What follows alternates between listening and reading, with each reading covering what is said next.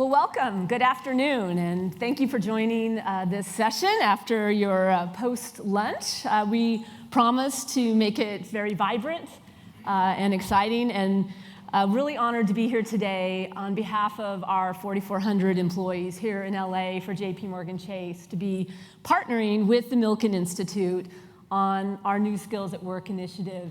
And in particular, a study and research line we'll be hearing more about today that we're very excited to be supporting, focused on the 21st century entertainment and creative industry space. So with much ado, I'd like to introduce our panelists today. Let's dive right in. I'd like to first introduce Jillian Arnold. Jillian is a video engineer and a board member of IATSE Local 695. She's also a board member of 600. And she is one of the emerging experts in data. She's also started a new venture, which we're looking forward to hearing more about, called Mission Critical Media. Yes. And she's also, this is really exciting, the first media manager selected for membership to the Academy of Television Arts and Sciences. So welcome, Jillian. Thank you. Next, I'd like to introduce Chris Irwin, who is COO of Big Frame, which is a talent management and marketing company. Chris oversees all operational, financial, and strategic functions and helped build the team into a leading digital-first talent representation outfit. He is a regular speaker on entrepreneurialism and innovation, and we look forward to hearing your thoughts today. So welcome, Chris. Thank you. Next, I'd like to introduce Zay Frank, who is president of BuzzFeed Entertainment Group, an outfit we are all growing more and more familiar with. We're honored to have Zay with us today, and Zay in particular focuses in as president on the content side, ranging from quizzes to feature films, and including their new production facilities, which we're really looking forward to hearing more about. A fun fact about Zay is that he caught the early wave of viral video on a video called How to Dance Properly that he produced with 17 of his friends that went very viral. So welcome to you, Zay. And next, Matt Horton, who is a man we know very well from Milken. Hardly needs any introduction. He's Associate Director of the California Center, and prior to that was with SCAG, running external affairs, and is a close partner of many of those here in the room for all of his tremendous work at the California Center. So thanks, Matt, for joining us. And finally, but not least, is Patricia Ramos, who is Dean of Workforce and Economic Development at Santa Monica College. Patricia is truly one of the leaders in this region on workforce. She sits on the workforce board here, as well as many other boards and commissions on workforce. And she has been instrumental in a number of initiatives, including the LA High Tech initiative here that Santa Monica has been leading on. We at JPMorgan have been privileged to work with Santa Monica College on several of your workforce initiatives. So thank you for joining us, Patricia. And so with that, and without greater ado, let's get going. First, I wanted to start with you, Matt.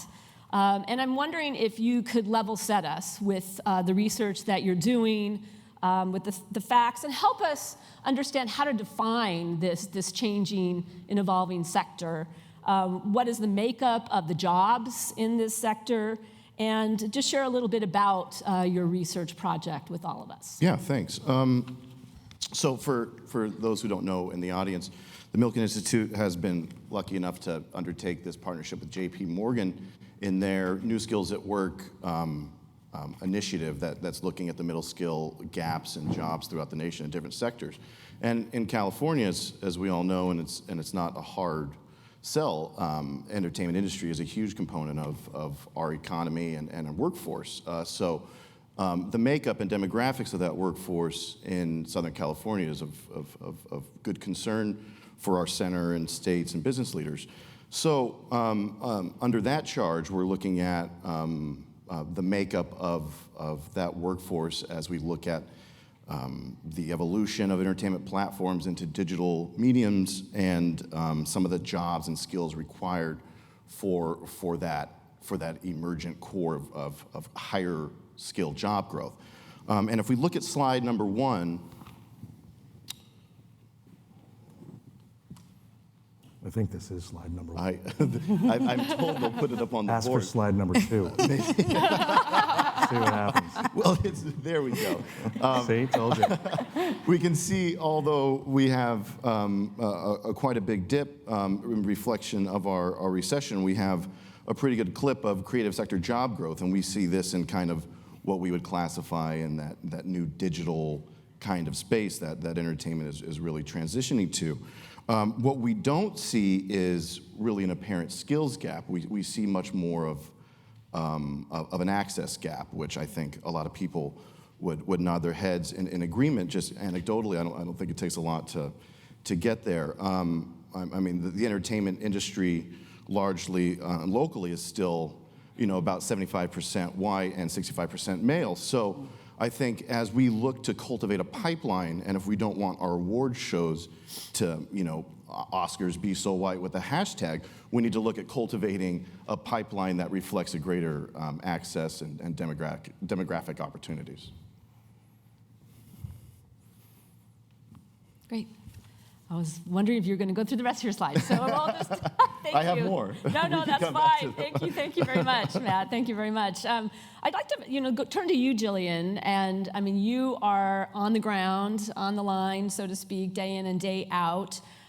It'd be helpful to first hear briefly about your path as a video engineer, and how are you and your colleagues best getting trained and then staying on top of changing technologies in your field, and in particular, if there's anything you can share about the role of the trades in that regard. Thank you. There you are. Yes. I am a video engineer, so specifically I work with digital acquisition, media management, and workflow. So I design how we get material from set to post in a very safe and efficient manner, meeting all of post needs and getting all the delivery requirements out. So what I do is very cutting edge, very future forward, and I work very closely with my union, Local 695, the technical union, we're sound and engineering, to help our members really understand this new and growing facet of production. I actually started off as a camera operator. I'm a member of Local 600, the camera union. And at the time, I could either go lighting or I could go camera, and I was following a camera technician footprint, and then I decided there's this new venture coming, it's data, and I wanted to get involved with it as soon as I possibly could. So I put down the camera and I started going towards data, and I specifically work in the live TV environment. So big high pressure situations, we record 3-4 hour shows that we have to get to post in a very timely manner. So how do we train the next generation of video engineers that are coming up? Well, it's kind of threefold, actually. There's the educational sector through, we partner with colleges and universities to make sure that students are getting the information they need. There's the mentorship side of things, the actual in-the-field training, which I think is such a vital and important part of the lineage of IATSE, making sure that people are on set training with well-seasoned vets so that we can pass down that knowledge. And then people always ask me, again, how did I get to where I am? So recently, I created a program that will help video engineers piece together all this information that I've been doing over the last few years from camera manufacturers, hardware, software developers, and then also working with well-seasoned vets to create the next generation. So Mission Critical Media, which I started recently, is all about the education of data in big high-pressure situations for the entertainment field. And how does one get into Mission Critical Media? You just contact me. Okay, great. Thank you. Yes. Write that down. Thank you, Jillian. Yeah. Zay, I wanted to turn to you as president of BuzzFeed Entertainment Group, and a company that we identify as being on the cutting edge of the integration between social media, technology, and content. If you could talk to us a bit from the employer standpoint, how you view the pipeline of workers you're hiring, and how well the system is preparing the employees for the skills that BuzzFeed is looking for in terms of the talent. So that's a big question. I think that one of the things that we focused on initially was looking at the implications of the change in production capacity, distribution, all these different aspects on the process to make media itself. So, one aspect that we were I happen to have a pretty wide view of the distribution of creative talents. I think it's much wider than we in this city often give credit for. So rather than leaning on any particular kind of expertise, we really went with the model of trying to hire ambitious people that were curious, that had, sort of, in some cases, very little prior experience, in some cases, some folks out of film school, other things, but really focused on trying to create new models by which they could self-identify in the workflow. So, we really think about the creation of multi-hyphenates, people that are thinking about the capture of media, the editing of media, to the framing and distribution and release, and really thinking about whether there's an advantage right now to having all of that learning kind of permeate through the process rather than be highly segmented. So as a result, we have a lot of internal classes and preparation, and what we really look for are folks that can abstract some basic principles around media creation and apply them to lots of different technologies and spaces. I think that the real challenge in our world is that something like Facebook video enters the market, something like Snapchat, which didn't exist 4 years ago, Instagram stories, these open up the cell phone, for example, as the primary capture mechanism, and you have to have a workforce that can very, very quickly move into that space and apply all the basic principles and move very quickly.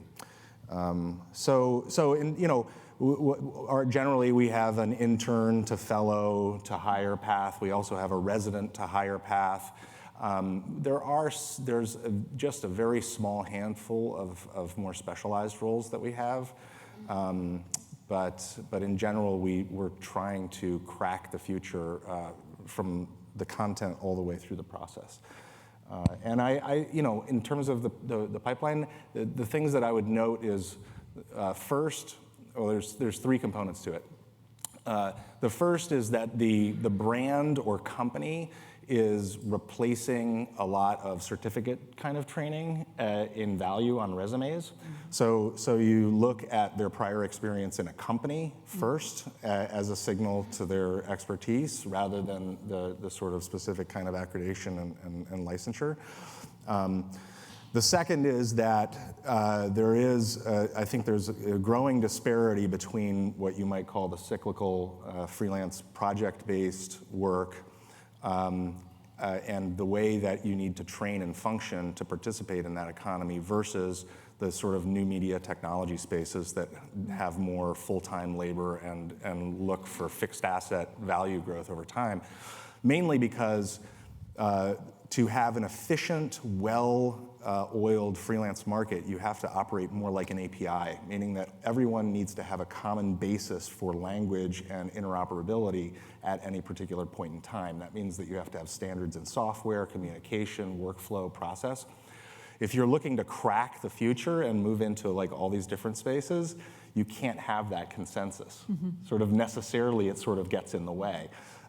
So those are the things, and then I think we'll talk about it more. But on the diversity side, I see it again not as a lack of creative resources. In some cases, when we approach schools and Latino communities, when we do outreach in different areas, the feedback we get is, we didn't think you even cared about us. Like, we didn't even think that you were thinking about hiring us. So I think that represents a challenge to us, but obviously I think that there's some systemic approaches that could do a lot of work there for us. Well, thank you, and I do want to go back to the changing demographics and diversity, so thank you for raising that, and we'll circle back around to that topic. But I wanted to ask you, Chris, as COO of Big Frame, does this resonate to you as well as an employer in terms of you're obviously digital first? What does that mean in terms of the skill set you're looking for? How do you hire? What's the landscape there, and does it resonate what Zay was saying in terms of the candidates you're looking for? Yeah, I think, well, it's important to take a step back and think about content development in this new digital world. So traditionally, you're thinking from like a TV network or feature studio perspective. There is a development process that can take multiple years, 6 to 7 figures of budget, massive, large teams across a variety of different departments, and individuals that are coming together to put a project that may see the light of day or may not. And you start to look at the content development trends that we have seen across the digital ecosystem, and in particular, this personality-driven content is fundamentally different, where there can be an individual that we represent as management that can have an idea for a video and then develop that idea, shoot that video themselves, and have that published into an online platform within a few hours. And we are looking at a dollar per minute trend that is probably two to three figures. You're spending maybe a couple $100s on a video, and it could be a lot more than that if they're working with a brand partner or a brand marketer. But that development process is completely different. And a lot of the talent that we're working with at Big Frame as well is not just acting talent, but they are the distribution, they are the marketing, they're the development, they're operating in a creative capacity, and they're often sometimes financing the development of their own IP as well. And so as I think about how do we hire both at Big Frame, where we are supposed to be the representatives that are experts around this talent, advising them how to program these online channels, where do I look for those skills in the workforce?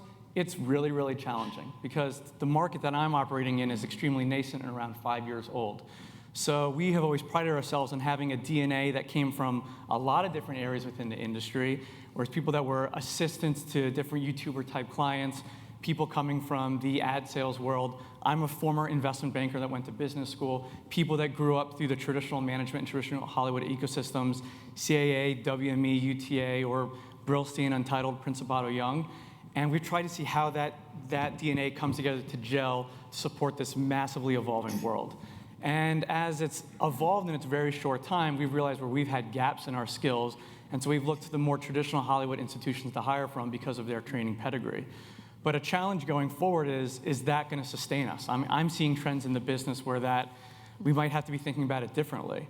And so I was actually on the phone with our head of HR at both Big Frame and Awesomeness TV, who's our parent company, about how is she thinking about, we're in this tentpole position of understanding where the market is going and how we best service it and how we best go after the opportunity. How do we best feed that into the academic institutions, into the trades, so that we're starting to get a workforce that is best positioned to help these companies where we are succeed? And so she is spending time with a variety of career centers and also department heads and professors to start inspiring changes to the curriculum and also giving more optionality to students so that they're better positioned when they're emerging from their institutions to be set up to come to a place like Big Frame or a place like Awesomeness or a place like BuzzFeed so they can be better set up for success. And so I think my takeaway is that we have to be evolving our thinking consistently and be very flexible because this industry is moving very, very quickly. Well, That's a roundabout way to answering the question. No, thank you. And actually, it's a great segue to Patricia. What is Santa Monica College doing to address what you're hearing right here from Zay and from Chris in terms of really getting the signals right from employers and integrating newest technologies into your curricula, into your certificates, et cetera? You're obviously right at ground zero there in Santa Monica and the Venice Beach area. So tell us a little bit about how you're Santa Monica looking at this, and how you're partnering and ensuring that the workforce is cutting edge. Absolutely. This is actually one of the greatest challenges in academia, because you're asking us, as an industry, to change and innovate, and that's not the easiest thing to do in academia, as you can imagine. But in career technical education occupations, that is, the nature of those programs. They have to be responsive to employer needs and demands. And so we do this in a number of ways at the colleges and across, the 113 community colleges in the nation, in the state, where we have to have advisory boards for every discipline. We have to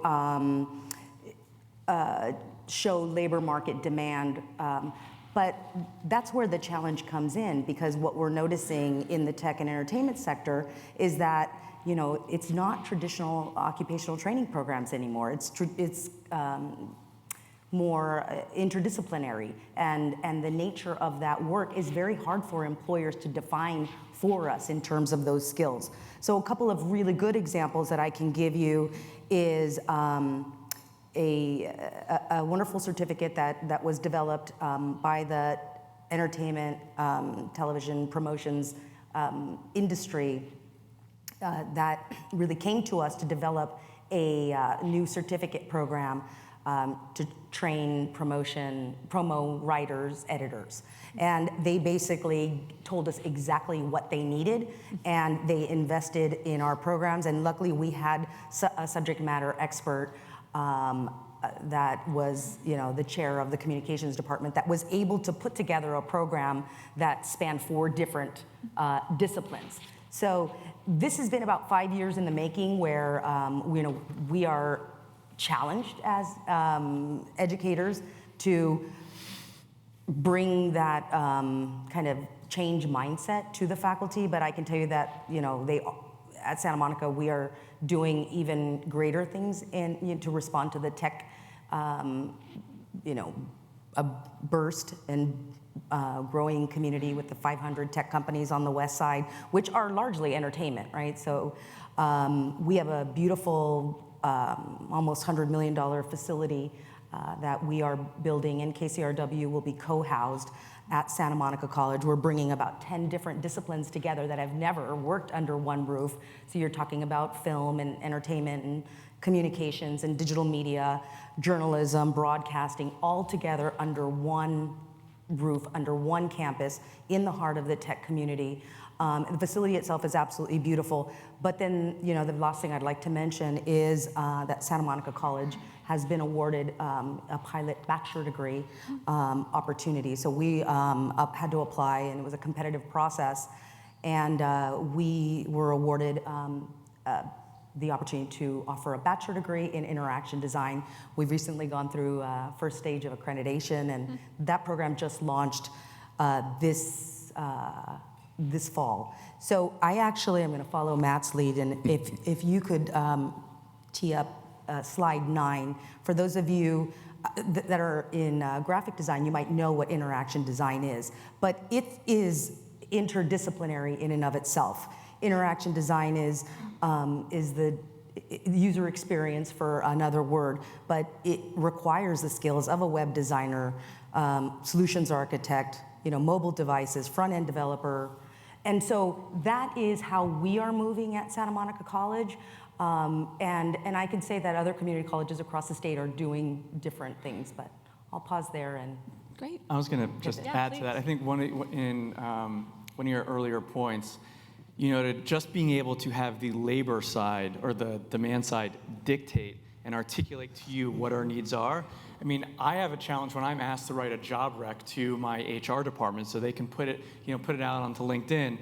I have a very difficult time doing that for all levels of my company. And if I can't articulate that in a single one-page Word document, how are we able to best explain to you what our needs are, which is much more complex for you to initiate into your broader organization, your curriculum, your long-term planning, and that's really tough. One of the things that we've actually found that works best is to try and find deeper ties and deeper relationships with the supply side. So we have set up, in its most basic form, an internship program with Chapman University and a few other local schools, where then I'm able to sit down with the interns at the end of the program and ask them, how do you summarize this experience? What do you think it is that we need? What are we not thinking of? And when you were told about the job, what were the gaps in that communication? And this is great because this allows me to refine my thinking on how I'm positioning for the candidates that I need. But then they're also able to be my ambassadors at their local universities and colleges to better explain than I can, hey, I was just at this internship program at Big Frame or Awesomeness TV or BuzzFeed, and this is what they're looking for, this is what their needs are, and this is how they're growing and evolving, that might not even be in their mindset. And I think that starts to fuel a much more productive ecosystem between us. Well, that's a common theme that each one of you have actually shared in terms of your internship programs, your work-based learning, and your on-the-job training. So it seems like, in terms of for policymakers at least, an area where if we're really looking to catapult the skill sets that we need to go way beyond just, I was just going to add to that and say, in production, I've never been under production that's had the same workflow. So it's hard to articulate what we actually need when every project I go into, we're using the latest build, the latest software. I'm talking to developers, can we have this done, can we have that done? We're moving at such a fast pace, it's hard to actually articulate what we need to teach the next generation because everything is changing so fast. I think that's something else that's contributing. I think you brought up data Right. before, and I think that is, if there is a pretty big gap, it's programs that expose young people to having to deal with data, whether it's to simplify data in the workflow, whether it's adjusting creative habits or cycles in response to audience data, whether it's trying to figure out publishing strategies based on distributed platforms. That skill set in and of itself, which is very, very hard to teach in the abstract, right? You have to have real exposure to platforms. I think it represents an opportunity for potentially to have educational institutions come a little bit more closely in contact with companies that are working with productions and start thinking about that, because that's one of the constants is there are no constants right now. Absolutely, and that's one of the things that my local is working very hard to train their members on what is the latest platforms out there so that they can go on the job at that moment's notice call. That's a big issue, and then I'm taking it one step further with Mission Critical and trying to design a curriculum so people can come and learn what are the latest boxes, what are the latest codec recordings, how can we transmit from here to there faster, really developing that skill set so that we don't have these issues. We can send out the workforce right away and they can deliver to the employer, because that's really what we want to do, is we want to become a part of that creative process and bring the technical skills that we have in order to deliver the vision that you guys are creating. Well, that actually brings another line of questioning that we want to discuss is really 21st century skills and design thinking, and when is the right time to start that? I think you would all agree that ideally it's K through 8 or middle school or what have you, middle school. Yeah. I thought it'd be helpful just to hear a bit about the LA High Tech initiative, Patricia, that you're working on that is in partnership with LAUSD, and if you could just maybe describe that and where you are on that process at the K through 12 level. Sure, absolutely. And I think that part of the challenge for community colleges and 4 years in general is that the demographics of urban centers are changing. Students are coming in less prepared for collegial level work. And so that puts the extra burden also on faculty to have to train foundational skills within the context either of career programming or academics. So this idea of career pathways has become popular across the nation. California has been late to the game, but I will say that the state has invested a tremendous amount of funding that has allowed a consortium like this to exist. So the California Pathways Trust invested $2 billion in this effort. And a consortium was formed in Los Angeles that Santa Monica had a lot to do. Our faculty, in terms of thinking about this interaction, interdisciplinary design thinking, approached a lot of our other colleagues, and JP Morgan has obviously generously funded the initiative as well. And it really has 8 community colleges, 40 high schools, workforce development partners, LAEDC, the LA Chamber, Amazon Web Services, JP Morgan Chase, and other large employers looking at how do we close the skills gap? What kind of curriculum do we need? And the truth of the matter, and I did my doctoral work on this, is the lack of alignment between sectors, between K-12, community colleges, and community colleges to universities in the past. It's not so bad there anymore. We need to work backwards because students need to come in better prepared. And it sounds easy, like let's just align curriculum and everything will be okay. It really is the game changer, but it's very difficult to bring K-12 teachers together with community college. They're paid differently, our schedules are different, but that with transitional programs and first-year programs are proven to be very successful. Yeah, one thing I think the project has started to uncover, at least anecdotally and preliminarily through some of our engagement with employers and the education system locally, is that not only are we somewhat lacking that connection between programs from a facilitator standpoint, but we're lacking some of that engagement with employers as who can I call at such and such program to give me, on a drop of a hat, a number of programmers or developers for this project that I'm working on. That kind of dynamic, I think, is fairly prevalent in the entertainment industry that moves quickly and sources its talent kind of as needed. And that kind of engagement with some of the program facilitators, I think, not just in terms of how we are projecting people into certain projects, but the continual basis of engagement with employers and job placement is something that's a vital missing component of our investment in program elements. Great. I wanted to turn back to the issue of diversity in particular and the changing demographics. It's something we do hear a lot about in criticism with at least the traditional entertainment sector. And of course, here in LA in particular, we are a minority city and region. And how are we doing in terms of attracting, capturing, and grooming the strengths of our next generation? And are there any best practices that you're seeing right now in our communities or in our schools that you'd like to share, and how are you approaching it? I'd like to open up that question.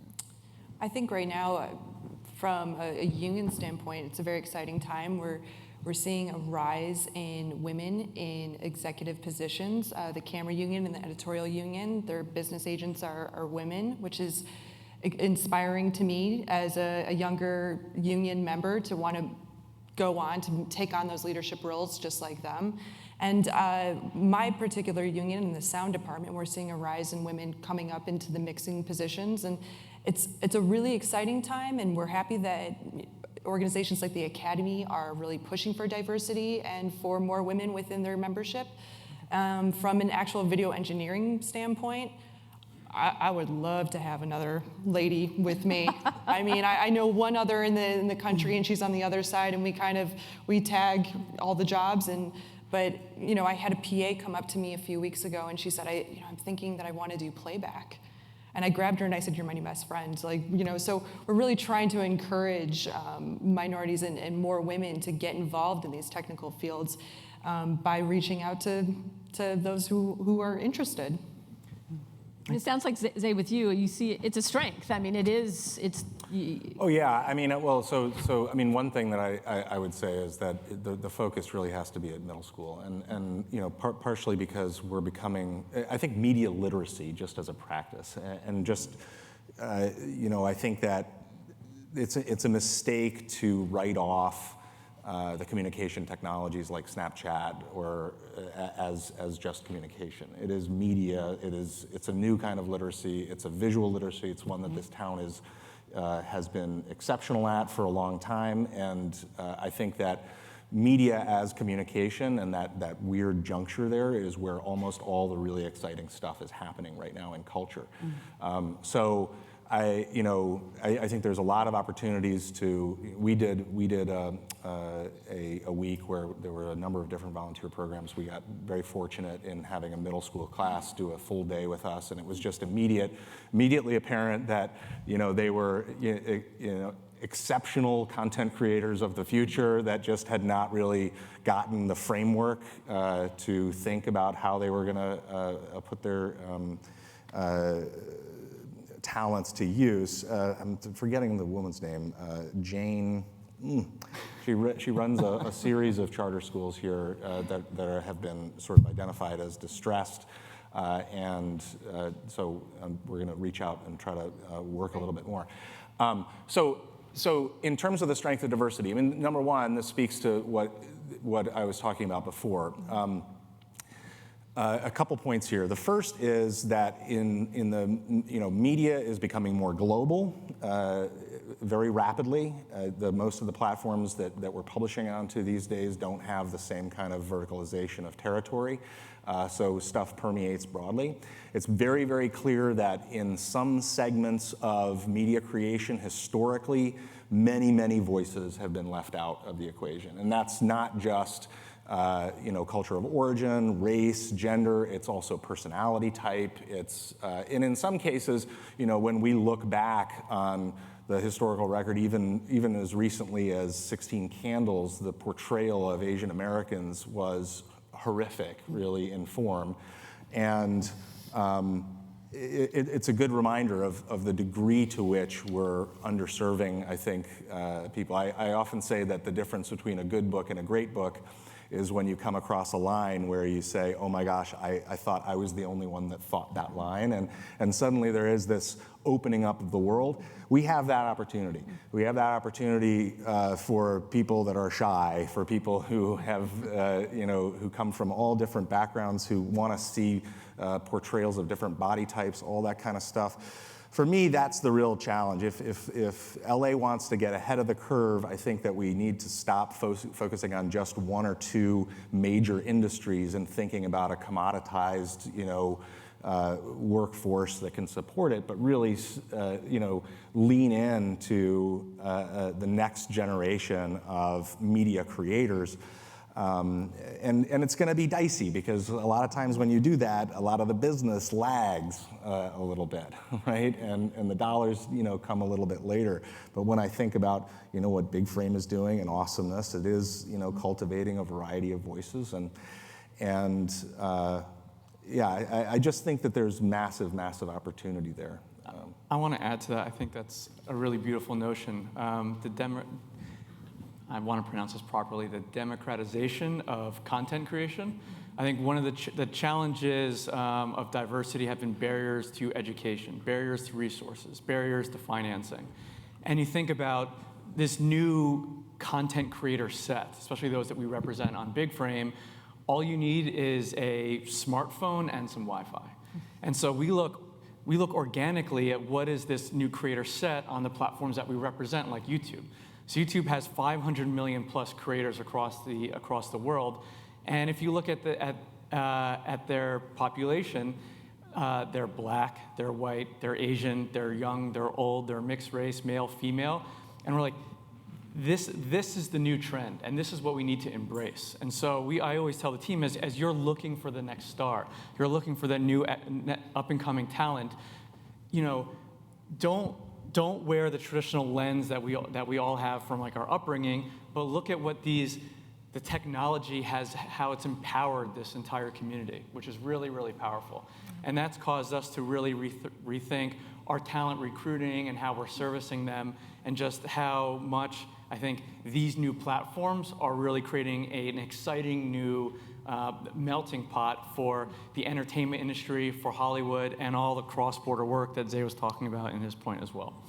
Yeah, I would echo that opportunity aspect in two different parts. Obviously, the state, as Patricia was talking about earlier, has has really started to prioritize and look at career technical education from a more higher education standpoint. If we can, working with our policy leaders in the region, start to formalize some of that funding ongoing as a part of the higher education budget, I think we really have something there that's sustaining and will work as a continual pipeline that allows for some of this activity to occur. But I think, as Zay was saying earlier, kind of this melting line between tech companies and entertainment companies, I mean, that's especially going on in what we're calling Silicon Beach, south from here. I mean, there's, as Chris was saying, there's nothing stopping content creators from using Facebook Live to promote their content. And there's nothing stopping Facebook from one day creating their own Netflix-type platform of original content creation through their tech company. So, I mean, that tremendous opportunity and growth that the workforce here has to engage the entertainment industry from a global perspective, I think, is something that's being supported on both the innovation side and the public policy side. And Carrie, I'd like to, answer, that question about examples that are strong. And the program that I mentioned earlier, that Promo Pathway program, that program was started not because the television industry executives felt that they wanted to do a social good. They're looking at it as a business imperative now, that the people that were in those jobs are not reflective of the viewing audience and the demographics in Los Angeles. When you look at the kids that are in K-12 now, over 70% of them are Latino. That is not reflective of the high wage, high growth, high skilled jobs that are emerging. And so I think that there has to be a symbiotic relationship between employers and educators, especially community colleges, because on our campuses is where the diversity exists. And our diversity, is reflective of, of the metro regions. I think, across, it certainly happens in Los Angeles and across the state. But the closing the skills gap, the IT skills gap, is something that has to happen, or gentrification will continue to happen. And if we're talking about closing, or improving wage inequity, we have to look at the demographics that we have, and and get outside of our comfort zone. The reality is that the reason why that Promo Pathway program worked, and we just started our 5th cohort of primarily Latino and African American students that would never have been given the opportunity to work in the entertainment sector. They are producing promos that are getting on air, and they're getting jobs, and that is a perfect example. 100 more students had 30 units in 1 year and got right into the workforce because we have the relationship with the trade organization that has ABC, CBS, Fox, Warner, Time, on their platform, and we engage through that trade sector. So that's one way that will allow community colleges and other people that are trying to engage with employers not to do this onesie twosie things, because Santa Monica College has 35,000 students. That's roughly the size of UCLA and USC. We've got 100 different disciplines, and there's one of me and one of Frank and one president who it has the opportunity to interface with employers. And anyway, so I think that that's a great example, and the more that employers look at educational institutions, particularly community colleges, as the pipeline, their workforce pipeline, and their workforce pipeline is only going to be as good as the engagement that you have with us. So if you're saying that technology is changing so fast, Jillian, that you can't even keep up with what what you think the disciplines need in terms of changing the syllabi and the content, well, then what do you think that means for us? So, and so I don't know how, but I think that this is a solution that, employers, and maybe that requires, an approach across the entertainment sector, is like, how do you communicate that to us without coming to sit on each of our advisory boards and things like that, which you have no time to do because You're working. Yeah, we need to drive revenues, of course. Yeah, exactly. I think that one other really important, to go back to the middle school discussion, I did a talk at Argonne National Lab with 150 7th and 8th grade girls and their parents regarding STEM careers. And it had more of an impact on the parents than the girls. The girls want to go into it. They told me hands down, they wanted to go into technology and engineering, but it was convincing the parents that this was great for them to encourage their daughters to go into this field, because I had so many fathers approach me and say, my daughter is going to go into a very male-dominated field, and I'm worried about how she's going to survive. And I had to tell him she's going to survive because you're going to train her to survive. So it's not only just us getting involved with the students, it's us getting involved with the parents too, so that there's encouragement in the household as well. I think that's really important. I mean, just a note though, you kind of listed off a bunch of companies when you said this is the people that we're training for pipelines towards. I don't know if when you look at all those companies that you listed, whether there is a commitment from them to keep the job cycle going in this locale, right? I mean, we've seen the chasing of tax credits across the country. We've seen the internationalization of it. So one feature for me is that there needs to be more names added to that list. And if you look at, there's other slides in there that basically show, the number of post-production companies increasing, but the number of post-production people hired is decreasing. To me, the core of what LA should be is a commitment to the future of media and all the different kinds of possibilities. My model is just one, but it's showing a lot of promise to having a large, full-time creative staff. Something that is fairly unusual in this town and hasn't existed for a long time. But I think that as we're starting to see the impact of data and learning cycles and like putting a lot of people together where they can work together on optimizing things for long stretches of time rather than coming together, then breaking apart and coming together, I think that there are ways that this town can be, the center of a real giant explosion. And if you're optimizing for the wrong pipeline at that point, right? Like I would prefer that you just teach them all how to code, because coding ends up being actually an incredible skill set for pretty much everything in life, cooking even. I mean, really, like that, just the abstract way of solving problems through iterative approaches, simplifying, reducing, all that kind of stuff. That's much more akin to the media challenges that we're facing in the future than, I'm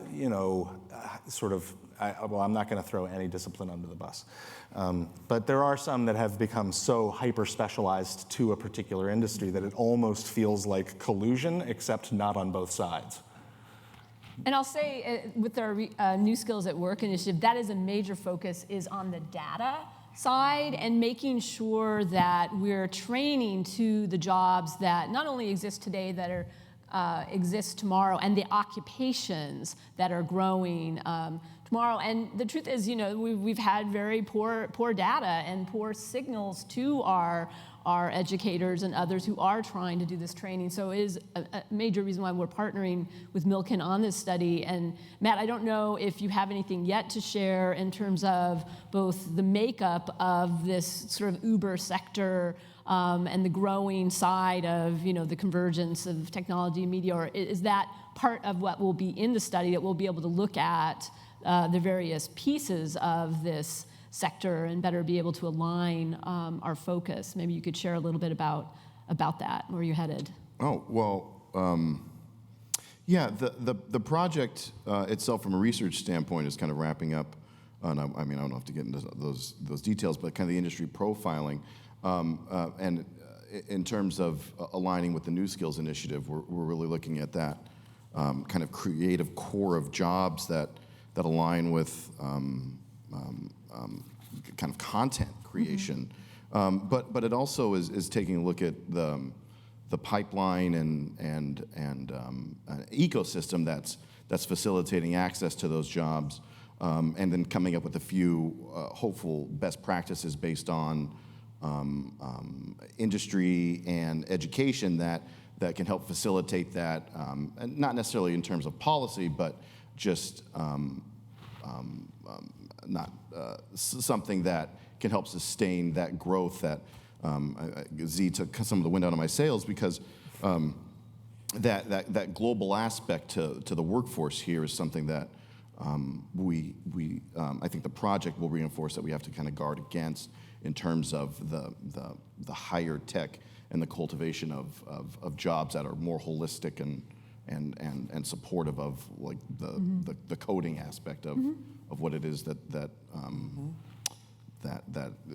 all of these new creative kind of digital ecosystem really cultivates. Well, and another angle to salad, that, but and I know we need to get into Q&A Yes. If we have time, but just a quick anecdote that's relevant to that is Big Frame around 4 years ago, we were very much a hybrid of a technology and entertainment company, and we were building a programmatic marketing platform, and we were trying to invest in more web engineer resources. There was a severe lack of them in LA, and for the ones that we wanted, they were very expensive. And for a seed-funded company, it was overly burdensome to try and go find this type of talent traditionally to our cost structure.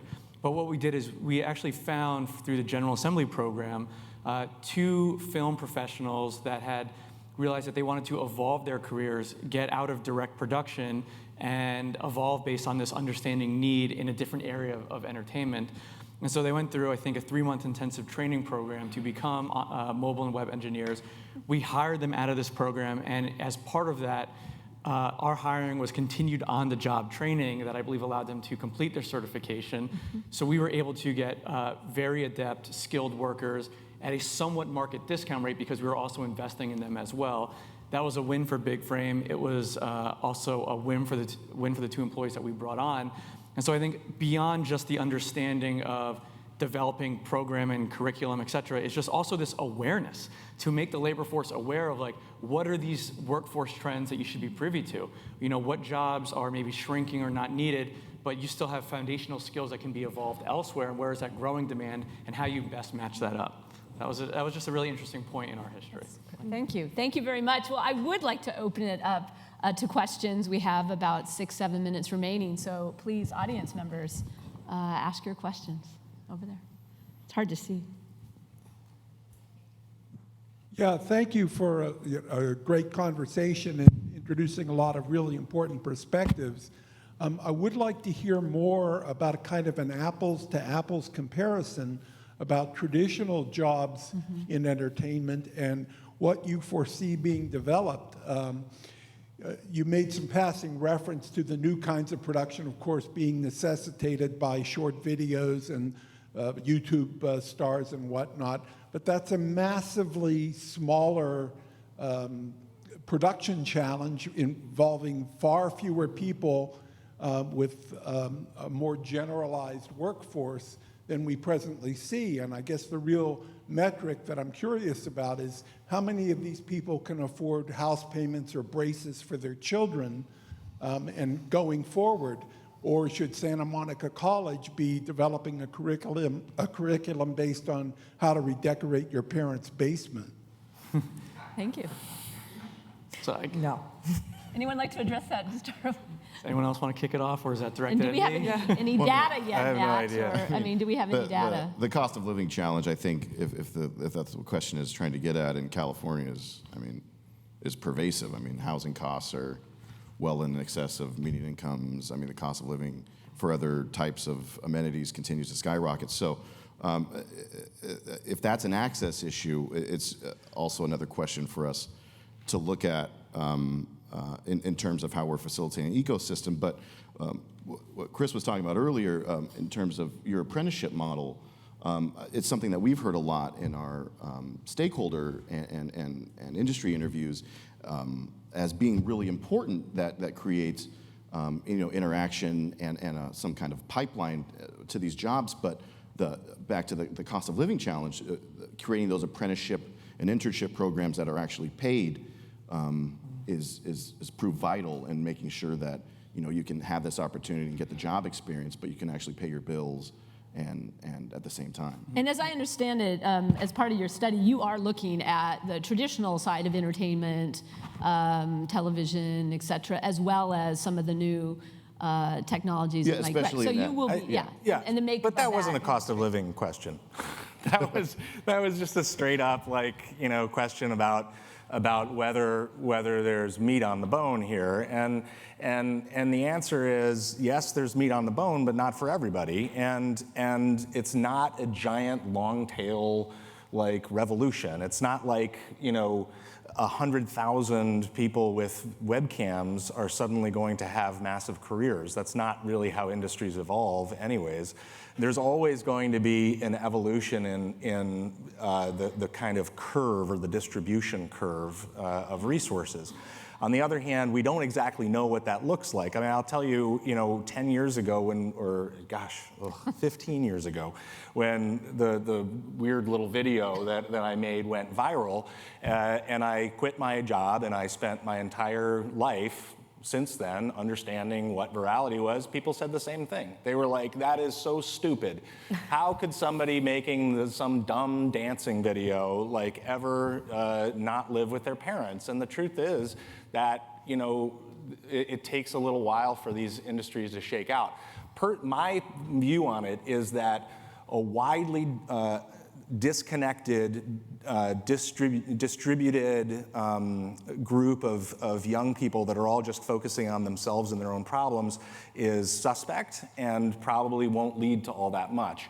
I think that the model that we're exploring, and there's other companies that are coming up that are trying to understand how you can pull people together, give them relative autonomy, and give them lots of data reinforcement, also provide them lots of resources, whether it's a sales force or these different things. So, and Big Frame is looking at talent paradigms and lots of different ways. But even if you just think about like windowing and what unbundling is doing right now, you could also say exactly the reverse argument, which is that there's a lot of people who have been creating traditional content, especially if you look at unscripted that has been serving to round the bundle out, that are in jobs that are much more volatile now and are suspect. So I think it's a little bit of a wait and see.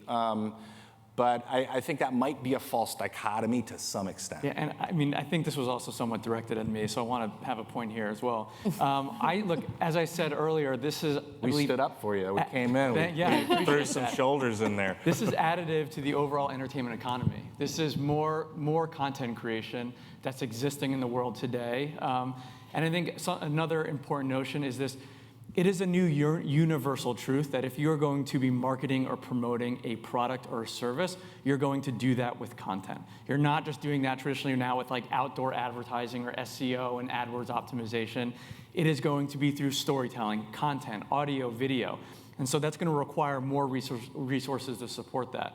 And I just look at other areas of Big Frame and Awesomeness that are developing. So as we work with this growing brand marketing demand, and you're seeing the advertisers have more and more of their digital spend start to edge up, where 5 years ago, these were like test budgets that were 1% of the overall spend, or just doing in-kind trade.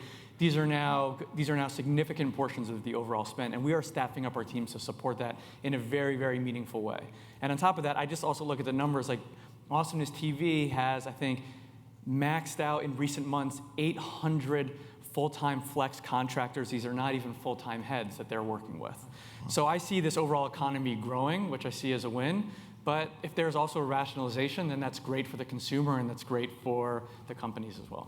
Well, on that note, I'm sorry that we're out of time for more questions. We'd like to continue this discussion, obviously, on the side. There are many issues we weren't able to touch upon. We look forward to Milken's research and further study on this. And we really thank all of you for coming today, and especially our panelists. Thank you very much. Thank you.